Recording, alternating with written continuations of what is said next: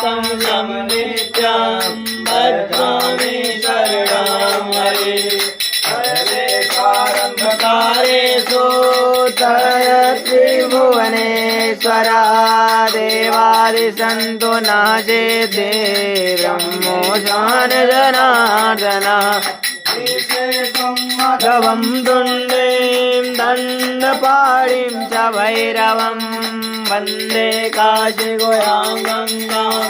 भवानी मणिकर्णिकां विनायकं गुरुं भानुं ब्रह्मा विष्णु महेश्वरं सरस्वती